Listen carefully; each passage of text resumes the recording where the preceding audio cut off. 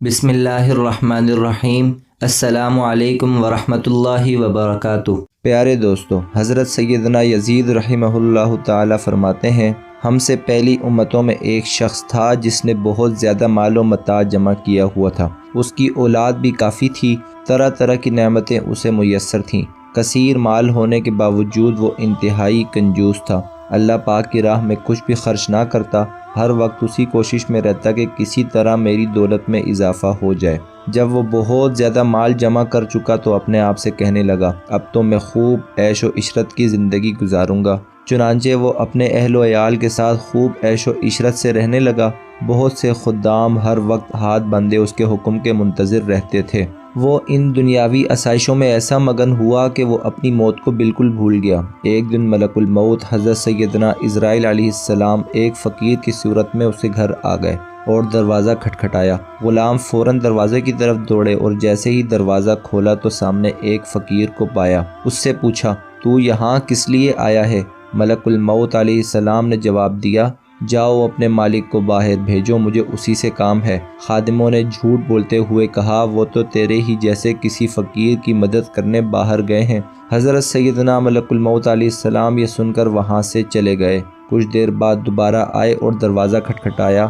غلام باہر آئے تو ان سے کہا، جاؤ اور اپنے آقا سے کہو میں ملک الموت ہوں۔ جب اس مالدار شخص نے یہ بات سنی تو بہت خوف زدہ ہوا اور اپنے غلاموں سے کہا، جاؤ ان سے بہت نرمی سے گفتگو کرو۔ خدام باہر آئے اور حضرت سیدنا ملک الموت علیہ السلام سے کہنے لگے، آپ ہمارے آقا کے بدلے کسی اور کی روح قبض کر لیں اور اسے چھوڑ دیں، اللہ پاک آپ کو برکتیں عطا فرمائے۔ حضرت سیدنا عزرائیل علیہ السلام نے فرمایا، ایسا ہرگز نہیں ہو سکتا۔ پھر ملک الموت اندر تشریف لے گئے اور اس مالدار شخص سے کہا، تجھے جو وصیت کرنی ہے کر لے، میں تیری روح قبض کیے بغیر یہاں سے نہیں جاؤں گا۔ یہ سن کر سب گھر والے چیخ اٹھے اور رونا دھونا شروع کر دیا۔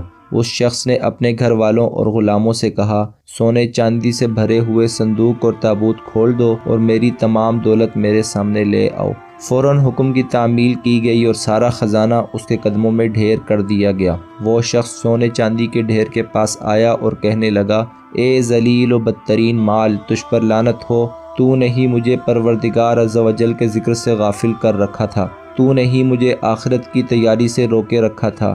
یہ سن کر وہ مال اس سے کہنے لگا، تو مجھے ملامت نہ کر، کیا تو وہی نہیں کہ دنیا داروں کی نظروں میں حقیر تھا؟ میں نے تیری عزت بڑھائی، میری ہی وجہ سے تیری رسائی بادشاہوں کے دربار تک ہوئی، ورنہ غریب و نیک لوگ تو وہاں تک پہنچ ہی نہیں سکتے تھے۔ میری ہی وجہ سے تیرا نکاح شہزادیوں اور امیرزادیوں سے ہوا، ورنہ غریب لوگ ان سے کہاں شادی کر سکتے ہیں۔ اب یہ تو تیری بدبختی ہے کہ تو نے مجھے شیطانی کاموں میں خرچ کیا۔ اگر تو مجھے اللہ عز و جل کے کاموں میں خرچ کرتا تو یہ ذلت اور رسوائی تیرا مقدر نہ بنتی۔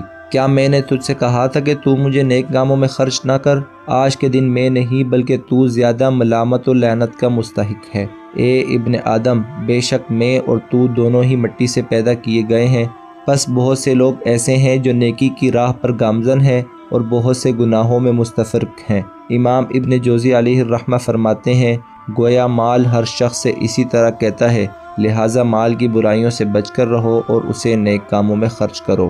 اسی موقع پہ شاعر نے کیا خوب کہا ہے، اجل نے کسرا ہی چھوڑا نہ دارا، اسی سے سکندر صفات بہارا، ہر ایک لے کے کیا کیا نہ حسرت سدھارا، پڑا رہ گیا سب یوں ہی ٹھاٹھ سارا، جگہ جی لگانے کی دنیا نہیں ہے، یہ عبرت کی جا ہے تماشا نہیں ہے۔ پیارے دوستو، ہمیں اس واقعے سے کیا معلوم ہوتا ہے؟ ہمیں اس واقعے سے یہ معلوم ہوتا ہے کہ پیسہ کوئی غلط چیز نہیں ہے، مال دولت کوئی غلط چیز نہیں ہے، بس ہمارے استعمال کرنے کی جگہ ٹھیک ہونی چاہیے، اللہ کی راہ میں خرچ کرنا چاہیے اور صرف دنیاوی عیش و عشرت میں نہیں پڑنا چاہیے۔ اللہ تعالیٰ سے دعا ہے کہ ہمیں حلال کمانے کی توفیق عطا فرمائے، حرام سے بچنے کی توفیق عطا فرمائے، اور جو بھی مال و دولت اللہ تعالیٰ ہمیں عنایت فرمائے وہ اپنی راہ میں خرچ کرنے کی بھی توفیق عطا فرمائے۔ آمین ثم آمین۔